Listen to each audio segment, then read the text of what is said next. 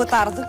O medo é um mecanismo físico e psicológico que pode ajudar-nos, pode proteger-nos, pode manter-nos em segurança, mas quando ultrapassa certos limites pode também ser muito castrador e pôr em causa o nosso estilo de vida e a nossa qualidade de vida. Hoje no Sociedade Civil vamos falar de medos e de fobias com a ajuda do Carlos Brás Saraiva, que é professor de Psiquiatria da Faculdade de Medicina da Universidade de Coimbra. Vai estar connosco também o Alexandre Castro Caldas, neurologista e professor do Instituto de Ciências da Saúde da Universidade Católica.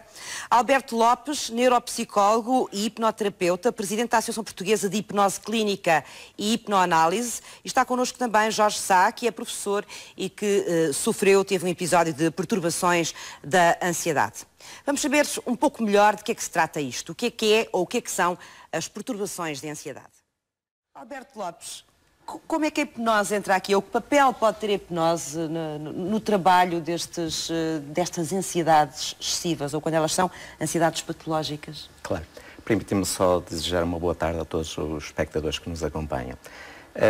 Antes de mais, eu penso que nós devemos partir dessa premissa, que é grande parte dos nossos comportamentos não são racionais. Ou seja, os nossos comportamentos, as nossas atitudes não estão no domínio da razão, mas sobretudo da emoção e às vezes da paixão.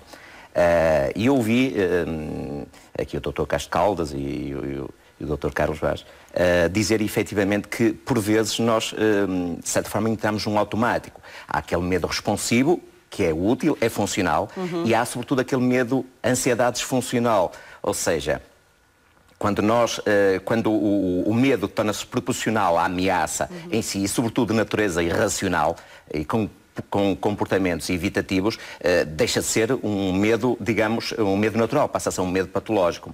Ora, imagino também que por ser irracional e como ele surge, o tal interruptor que se liga sozinho, também deve ser mais difícil depois encontrar o interruptor para desligar, ou seja, é incontrolável, não é? Precisamente é que eu ia entrar aqui com a hipnose.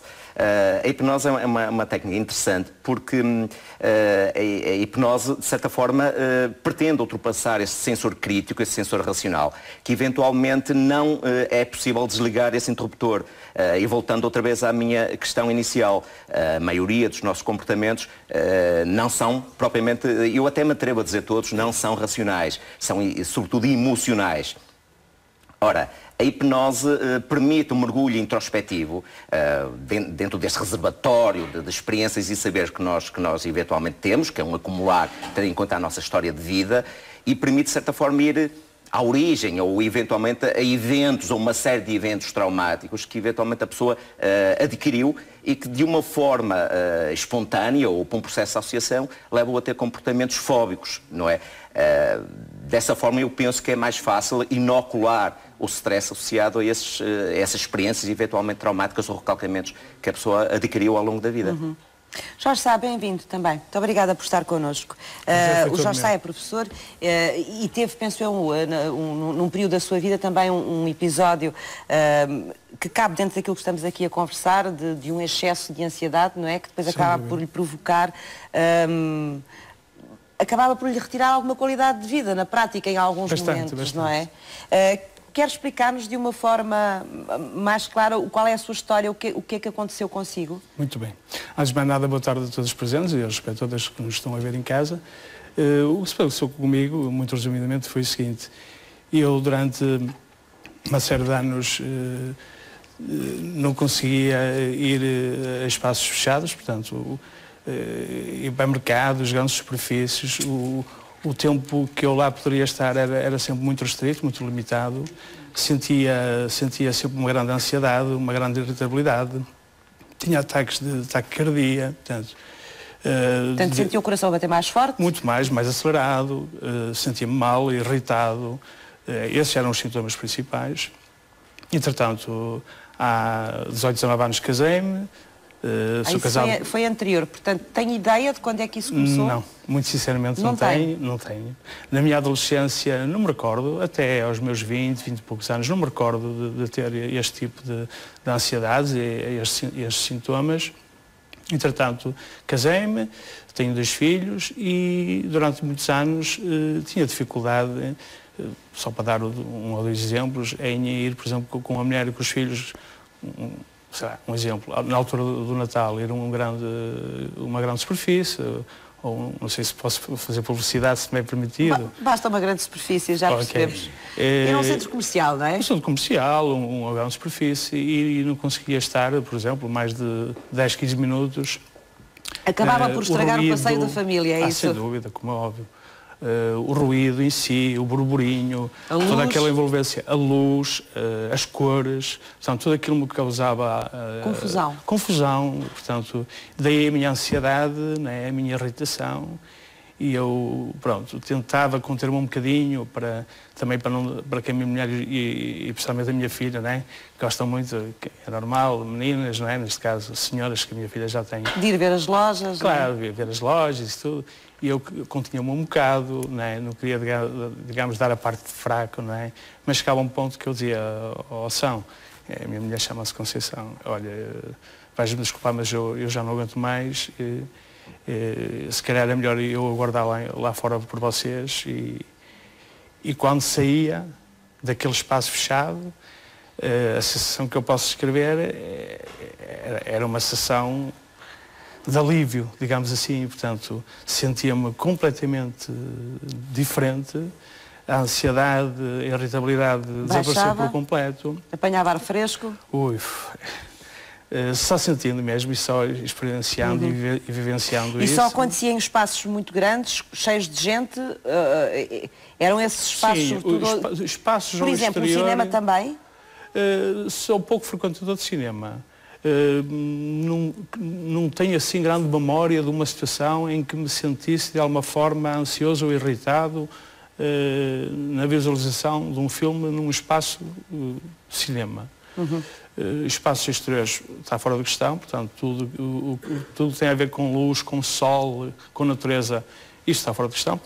Isso nunca foi fator de ansiedade. Agora, as grandes superfícies, espaços fechados, luzes artificiais, as vozes, os ruídos, o burburinho. Pois, a confusão. Sim, muita ansiedade, só mesmo na prática, por aquilo que eu percebi, nunca pôs a hipótese de, por si só, antes de ter essa experiência com a sua família, de procurar ajuda ou ir perceber melhor aquilo que se passava consigo. Na prática, acabou por fazê-lo em sequência, ou melhor, talvez pelas suas filhas e pela sua mulher, pelo facto de provocar um incómodo que ia para além do seu incómodo, não é? Sim, sim, sim. Portanto, nessa altura é que decidiu procurar ajuda. Sim, claro. Porquê que antes nunca o fez? Não percebi, desculpa. Porquê que antes nunca o fez? Porquê que nunca não sei, se calhar um bocadinho de preguiça, um bocadinho de comodismo, não é? Se calhar habituei-me à situação. Ou sentiu que haveria de controlar aquilo? Sim, talvez com o tempo conseguisse lidar e ultrapassar esta situação, mas os anos foram passando e a verdade é que não consegui. Não consegui. E então, recentemente, há coisa de 3, 4 meses atrás, então é que procurei ajuda médica e então já conhecia o Dr. Alberto Lopes pela televisão, não é? No seu caso foi a hipnose que usou, foi a hipnoterapia? Sim. E então falei com a minha mulher e disse, olha, se calhar poderíamos experimentar esta técnica, esta terapia, e pronto, e procurei então no Porto, visto que o Dr. Alberto tem uma clínica no Porto, procurei a sua ajuda e ao longo de... Foi a primeira experiência que fez ou tinha passado já por Não, foi a primeira. E ao longo de cerca de 2 meses, durante 5, 6 sessões, fui sendo acompanhado não é, pelo Dr. Alberto e felizmente posso dizer que isso coincidiu mais ou menos a última sessão ou uma das últimas sessões coincidiu com a altura do Natal, do ano transato. O último Natal? Sim, de 2014. E aí, claro, para tirar, digamos assim, a prova dos 9, não é?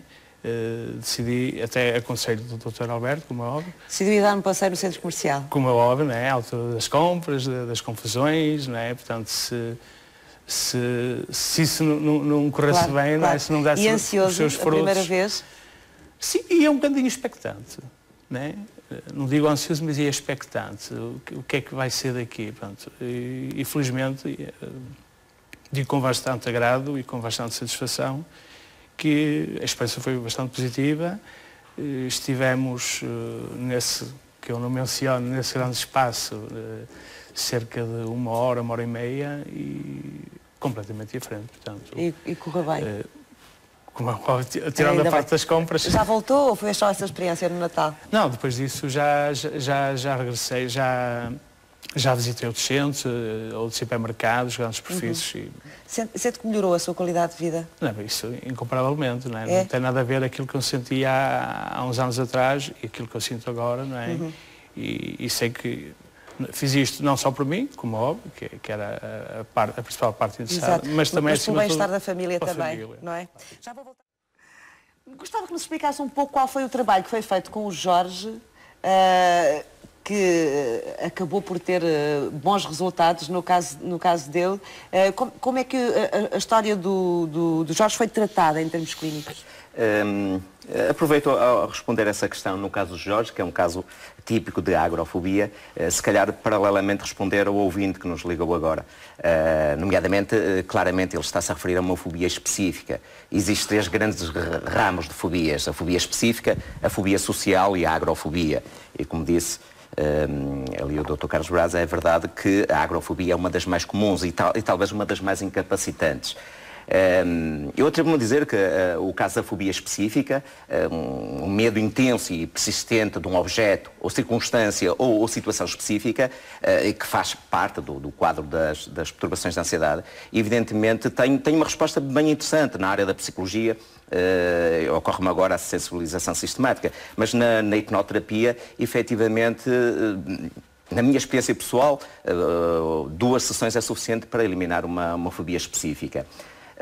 Evidentemente, num caso uma fobia mais processual, como o caso da agrofobia... Fobia específica, já agora, que era o que o Jorge aqui nos dava conta, não é? O ouvinte, sim, que ligou agora e disse que tinha medo de cobras e de répteis. Sim. Parece-me que estamos na presença de uma fobia específica. Sendo uma fobia específica, claramente, no caso de uma abordagem hipnoterapêutica, com apenas 2 sessões, uma de anamnese para explicar o conceito e outra de aplicar uma técnica de inoculação, nomeadamente do stress, porque há sempre uma causa e efeito, há sempre uma experiência eventualmente traumática do passado, mesmo que a pessoa não se recorde agora conscientemente. Através de um processo que chama-se hipnoanálise, o principal objetivo é, de certa forma, mudar a percepção que a pessoa tem do evento traumático. Ou seja, num processo, num estado expansivo de consciência, a pessoa tem acesso, digamos, àquele registro traumático, àquele engrama traumático, e nós procuramos dar um novo significado de forma que as sensações de inquietude, de ameaça, sejam debeladas, sejam inoculadas. Portanto, isso faça apenas uma simples sessão. Portanto, eu costumo dizer no meu consultório que as fobias específicas são raras. São tão fáceis de ultrapassar que sei que alguns colegas não concordarão comigo, mas talvez porque não conheçam muito bem a técnica da hipnose. Se eu conhecer, certamente iriam concordar. No caso do Jorge, é evidente que estamos numa fobia mais processual. Uma fobia que eventualmente traz um desconforto muito grande, incapacita a pessoa, e há aqui 2 pontos que eu acho importante referir. Uma é as pessoas que sofrem esse tipo de ansiedade generalizada, nomeadamente a agrofobia, começam a ter um isolamento progressivo, ou seja, como elas começam a ter, digamos, comportamentos de evitamento, elas mudam as rotinas do dia-a-dia ou têm que andar sempre com aquilo que nós chamamos a figura contrafóbica, ou seja, têm que ser acompanhadas por alguém, porque eles sofrem por antecipação que vão ter um ataque, que vão morrer, que têm eventualmente um problema qualquer. E evidentemente elas acabam confinadas a um espaço. Um espaço muito, muito restrito. Um espaço que é onde se sintam seguros? Seguros, porque na agrofobia o medo não é propriamente espaços abertos. O medo é de não poder receber ajuda ou de se sentir encurralados. Curiosamente, o Jorge estava há um bocado aqui, antes de iniciar o programa, e eu perguntei-lhe assim: ó Jorge, há 2, 3 meses atrás já se sentia desconfortável aqui. Ele disse claramente, mas depois olhou em volta e disse: mas há pouca gente. Repara, não é propriamente o espaço aberto, mas a dificuldade de ter necessidade de pedir ajuda. Porque se tiver muita gente, um aglomerado de pessoas, a ajuda pode demorar muito tempo a chegar. Daí que uma pessoa que tenha uma fobia, agrofobia, como o caso de Jorge, ou vai com a figura contrafóbica, uma pessoa que a pode ajudar porque tem medo de ter um ataque de pânico ou morrer, ou eventualmente estão sempre em alerta constante para ver se tem uma saída, uma fuga. certo? No caso do Jorge, e voltando ao ponto essencial, que é o isolamento progressivo que leva as pessoas com agrofobia a fechar-se em casa num ambiente que controlam. No caso do Jorge, pronto, tinha outra agravante, que era a pressão da família, a pressão social, não porque quisesse provocar algum desconforto ao Jorge, mas era perfeitamente natural nos dias que correm, e com 2 filhos, claro. Chega a época das festas e ir a um centro comercial. Que o Jorge se sentisse triste por não ser capaz de os acompanhar, culpado não é? até, não é? Portanto, aí houve essa situação, acabou por ajudar o Jorge a querer ultrapassar esse problema, não é? E buscar ajuda. Sim, que aliás foi essa pressão da família, nomeadamente da filha, eu acabei por conhecer a família, porque temos de ter sempre uma abordagem sistémica, e foi essa pressão da família e até busca ajuda, isso não é normal, que levou de facto o Jorge a procurar ajuda. Eu lembro-me na primeira consulta na anamnese, eu dizer ao Jorge, depois de tomar nota da sua história clínica, eu dizer ao Jorge, olha, pronto, vamos a ver se até ao Natal você pode se divertir com a sua família e fazer as compras na época de Natal, que quer queiramos, quer não, é muito típico, não é? As pessoas irem ao Também foi uma altura simbólica, não é? É. Para vencer um problema, com certeza também o ajudou, porque é uma altura com muito simbolismo, não é? Sem dúvida. Já vamos voltar aqui à nossa conversa. As pessoas sentem-se embaraçadas muitas vezes partilhar os seus medos, porque elas próprias racionalmente acham aquilo ridículo, não é? Dou-lhe um exemplo muito típico, ter medo, por exemplo, de penas, medo de galinhas ou animais com bico, parece irracional, não é? E é irracional. No entanto, as pessoas às vezes escondem e sofrem imenso com isso, porque têm medo do embaraço ao contar às outras pessoas. Não devia ser, porque ao procurar um especialista, é evidente, por questões éticas, a confidencialidade... Mas isto tem precisamente a ver, acho, com aquela questão, não sei, mas talvez me possa ajudar, que as pessoas têm muitas vezes que o medo é um sinal de fraqueza, não é? Portanto, há aí um código social também associado que também não ajuda. Por vezes, que aliás, eu ainda não se tocou aqui, mas o medo, de certa forma, o medo fóbico também afeta muitas crianças. Os estudos apontam que de 45% a 50% das crianças sofrem de algum tipo de medo fóbico. E culturalmente, nomeadamente, enquanto que as meninas expressam os seus sentimentos e as suas emoções de forma natural, culturalmente os rapazes escondem-no. Escondem-no porque para não se ficarem embaraçados, nem para dar parte de fraco. No entanto, evidentemente, se esse medo não for tratado, leva ao isolamento, a problemas até escolares e, sobretudo, a limitações futuras em termos de desenvolvimento neuropsicológico, como é óbvio. Já falámos aqui de muitos tipos de medos. Há outros tipos de medos, por exemplo, o medo de cães, a sinofobia. Vamos conhecer um caso. É costume dizer-se que quem tem medo compra um cão. Mas não é algo que se possa dizer de Maria José Cunha. Ela sofre de sinofobia. Nada mais, nada menos do que uma fobia por cães. Mas nesta vida não há medos sem explicação. Quando eu era muito miúda, com os meus 5, 6 anos, eu fui atacada por 2 pastores alemães no meio da rua. Eu ia sozinha. Eu só me lembro de ver os cães em cima de mim, não é? Que eles levantaram-se ao ar, os 2, e lembro-me aquele monte de pelo ali à minha beira, e pronto, e fiquei com muito medo. A partir daí, a Maria José passou a viver numa ansiedade permanente e num estado de alerta constante. Sair à rua não era tarefa fácil, socializar com amigos que tivessem cães, também não. Isto é, se eu fosse na rua, ou estivesse em qualquer local em que aparecesse um cão, se estivesse sozinha era uma chatice, não é? Tudo que era sacos, carteiras ou qualquer coisa, punha sempre tudo à minha frente. E se eu detectasse um cão ao longe, nem que estivesse preso, eu mudava logo de passeio, automaticamente, não tinha... Era instintivo. Aliás, em termos de vida saudável, não era. Porquê? Porque eu não era pessoa para ir a qualquer lado a pé com ninguém, ou sem ninguém, porque eu tinha medo. Eu tinha, por exemplo, ter que ir a algum sítio a pé, ou a alguma casa que eu não conhecesse, ia logo a pensar, mas tem cão? Não tem cão? Vou aparecer um cão. Foi quando esta fobia irracional lhe começou a amordaçar a vida que algo tinha de mudar, e a anamnese foi a saída. Acho que é isso que as pessoas devem fazer, não é? Quando sentem que que têm um problema e que há solução, seja ela qual for, devem realmente procurar ajuda. Foi o que eu fiz. Falei sobre isso com o professor Alberto Lopes. Ele disse-me que era possível, disse-me que seria uma técnica simples, rápida e que era eficiente. Tive 2 consultas. A primeira, estive-lhe a contar a história clínica, a dita anamnese, não é, que se faz, e na segunda consulta ele fez uma técnica e foi uma técnica relativamente simples e rápida. Feito o tratamento, para tirar a prova dos 9, a Maria José deixou-se surpreender pelo imprevisto.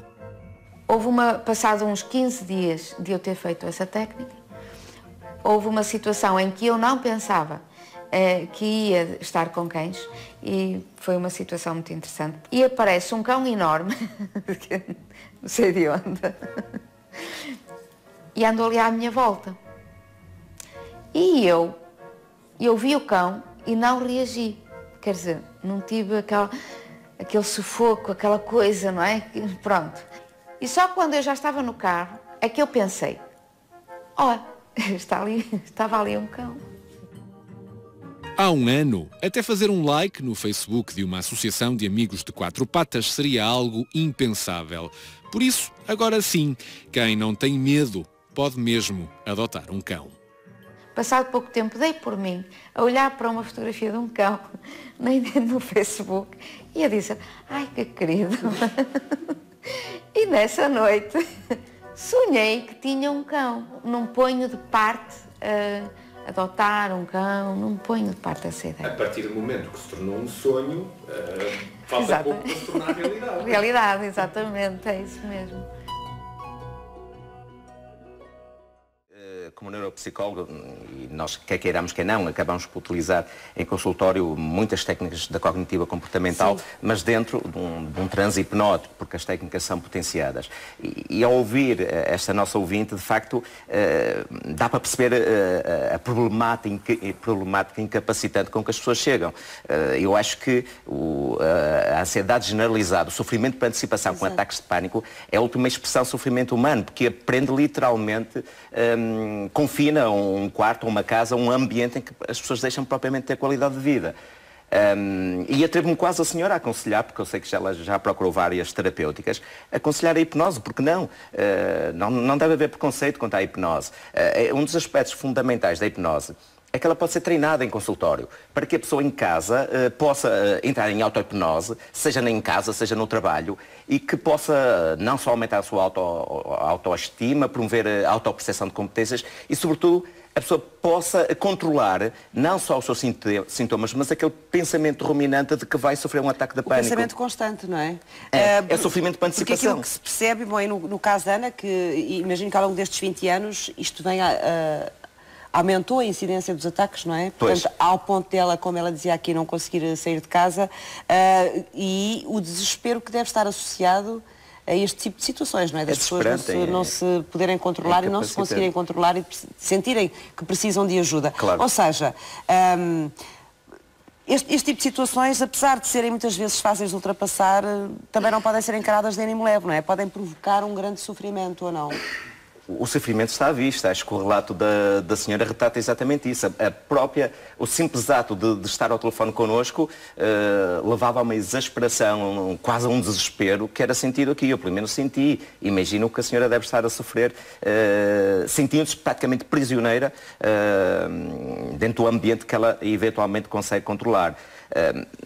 Em primeira linha, eu defendo, e eu vi aqui o Dr. Carlos Braz, e em primeira linha, de facto, a medicação, não devemos diabolizá-la, é importante para estabilizar a vítima, mas logo possa, e eu defendo, acho que estamos todos da mesma opinião, que a pessoa deve avançar logo para a psicoterapia, porque a toma continuada de medicação leva à dependência, não é?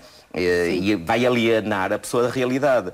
Portanto, é preciso perceber porque é que aquela pessoa, de certa forma, está a sofrer por antecipação, tem aquele pensamento autorruminante negativo, que vai trazer aquela inquietude e aquela hiperventilação e aqueles ataques de pânico, e sobretudo ajudar a controlar isso. Em psicoterapia há uma panóplia de técnicas bem interessantes e dentro do contexto hipnótico o tempo é relativamente curto do tratamento. O Jorge debelou uma agrofobia com 6 sessões. Aquela senhora que vimos, com 2 sessões, libertou uma sinofobia. Estava a falar da senhora que tinha medo dos cães. Sim, não é? foi tratada por mim reportagem. também e foi tratada com hipnose. Portanto, se percebemos, há uma panóplia de técnicas interessantes em complementaridade, evidentemente, com a psiquiatria, em que a pessoa, de facto, pode encontrar estabilidade. Há um bocado questionávamos aqui, porquê é que as pessoas não buscam ajuda? Porquê? Parece estranho. Parece um bocadinho. Parece estranho. E vivem num sofrimento ruminante constante porque não conseguem pedir ajuda. Pronto, talvez fruto da crise que graça um bocadinho aí, não sei. Isso é verdade. Eu curiosamente, e referi há um bocado que eu sou apologista do uso da medicação em primeira linha, para estabilizar a crise que tenha.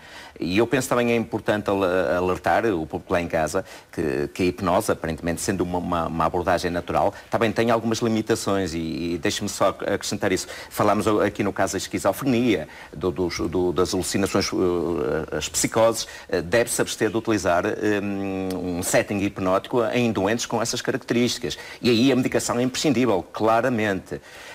Eu penso também que hoje é o Dia Mundial do Sono. E por acaso li a notícia há um bocado no jornal. Está-me a dar uma notícia É verdade. hoje. E uma das causas, curiosamente, o presidente da Sociedade Portuguesa de Cronologia e Perturbações de Sono alerta exatamente uma das principais causas das alterações de sono, seja insónias primárias, secundárias, é exatamente a ansiedade. A ansiedade, ou seja, nós estamos a falar de ansiedade generalizada, de medos e fobias, e ela também é uma das principais causas de perturbações do sono. E ele também bem alertar exatamente o que acabou de dizer agora aqui o Dr. Castro Caldas, que é a automedicação ou a amiga que toma a medicação para o sono vai recomendar à outra. Porque, por exemplo, o caso das apneias de sono, diz lá claramente que deve-se evitar a medicação que vai agravar ainda mais o processo. Portanto, a medicação sim, mas passar por um especialista e como claro. diz o Dr. Castro Caldas, com princípio, meio e fim. Medicação acompanhada o problema é a por um automedicação e a toma constante porque a amiga tomou que funcionou bem com ela e vai funcionar comigo. E que nós ainda Isso praticamos muito, não é? Ainda praticamos demais. Temos que ter atenção a isso. Muito obrigada aos 4 por terem vindo esta tarde conversar comigo aqui no Sociedade Civil.